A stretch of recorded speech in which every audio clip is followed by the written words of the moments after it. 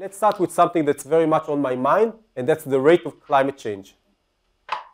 And I want to see if there's a way to try and derive like a quantitative, get a quantitative feeling to how fast is climate change happening. And with that I mean, well, anybody remember something about what is the expectation on the rate of climate change? Let's say by the end of the century. Okay, so we had 2, 3, and 4, which sounds like not a big deal, but it's like a huge difference whether we'll stay below 2 or we'll reach 4. But that's kind of like the range that we're talking about, which could have like really catastrophic implications in terms of reaching tipping points of the Earth system, but that's not the subject of the lecture here. What I want to talk about here is to try and get like an intuitive sense of what does that mean by converting that rate of change in time of say 2, 3, 4 degrees by the end of the century to something that is more intuitive to us, and that's distance. So the question is, how do I convert between a temporal change, and the spatial change, a change in space, which is something we're usually quite, in terms of rates, it's quite intuitive to us. That's the challenge. And I suggest to approach it in the following way. Let's think about our blue or green planet, Earth. We have the equator. And let's say I want to see, so the temperature of all this is going to change by, let's say, 2, 3 degrees. Actually, if you look, by the way, when you're saying, say, 2 degrees, it means that on land, it would change roughly 4 degrees. Because when talking about 2 degrees, it's the average globally, and that's both land and water. And actually, the oceans warm more slowly because they have more inertia and all sorts of other reasons, they're deep, etc. So they usually warm up more slowly. The land warms up more quickly. So if on average it's 2 degrees, it's actually about 4 degrees on land. Okay, so let's say I know that I'm going to get a change in temperature of roughly 4 degrees Celsius. And that's during, let's say, 100 years. I'm interested to think, what does that mean about how quickly, let's say I'm standing, let's say somewhere here. And let's say I was, right, we know that like here the temperature is relatively high, and here the temperature is relatively cold, right? There's some gradient between the equator and the poles. Okay, so if everything is warming up, it's effectively, if I'm looking and saying I had one temperature here, it means that a year later, it's as if it's getting warmer, like the temperature, I'm becoming closer to the equator. You see what I mean? Yeah. And I'm interested to do this conversion to say, how quickly do I see the temperature changing? Any suggestions how to approach that? Exactly. So what would you say? What's the difference here in temperature? 40 degrees. Okay, I like it. So the change in temperature between the pole and the equator is roughly 40 degrees Celsius. Okay, what else do I need to know?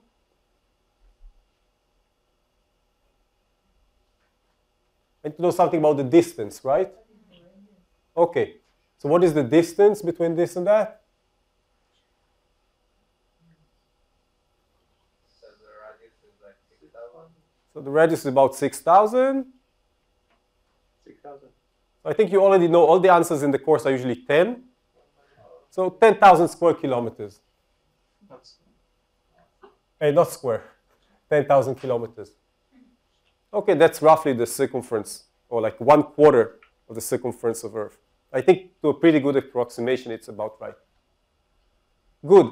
So now I have this, I can do like a small analysis and say, okay, if I'm looking at the gradient, which is the change in the length per change in temperature, 10,000 kilometers, 40 degrees Celsius, that's about 250 kilometers per degree. What does that mean? It means that if the Earth was completely flat, and still we have this difference in temperature. Every 250 kilometers that I'll be walking towards the pole, it would be 1 degree warmer. Or 250 kilometers towards the equator, it would be 1 degree warmer. Okay, which means that, like, across Israel, which is about 500 kilometers from side to side, at the longest end, it would be like 2 degrees difference. Okay, so, it passes some sort of sanity check. Good. By the way, you see that I've used 2 significant digits, which usually I recommend not to do. I would usually write this 200 or 300 or something like that, but you'll see for a second why I'm still motivated by that. And that is because now I want to go and connect that to what I'm seeing here. So what do I see here? I see here that I have a change of 4 degrees in 100 years. Okay, so this is the spatial gradient in space. I can also calculate the gradient in time. And there I have, in 100 years, no, I want to do it the other way around. I have 4 degrees. 4 degrees in 100 years.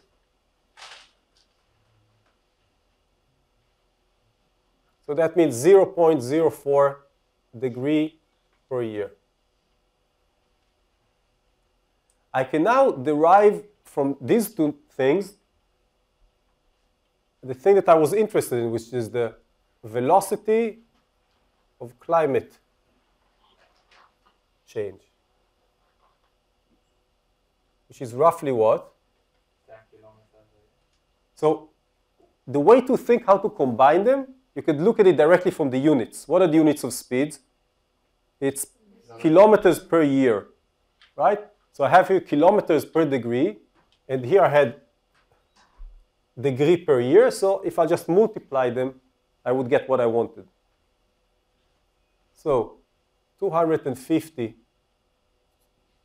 kilometers per degree times 0.04 degree per year, and I'm getting 4 times 250 is 1,000, but I have it 2 decimal points to here, so I'm getting about 10 kilometers per year.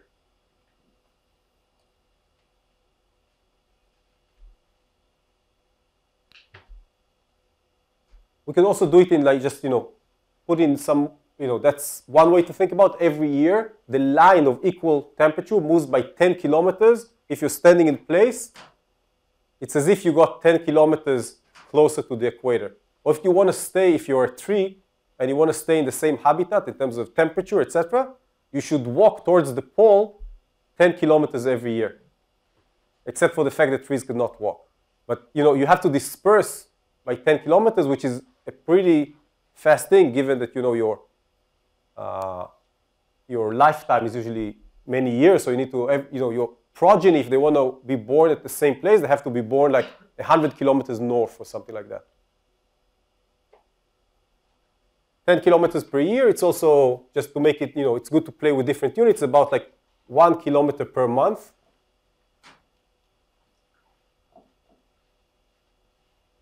Right? Or how many hours do we have in a month?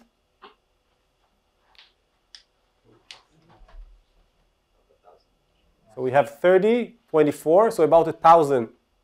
So that means it's about 1 meter per hour. I don't know where's north here. North, I think, is there. So by the end of the lecture today, if I want to stay in the same temperature because of climate change, I need to move 2 meters to here. That's roughly how much, climate change is progressively moving. Yeah, so it's kind of, at least for me, it's kind of mind-boggling to think about it also in this more dynamic manner, which I think, is less abstract.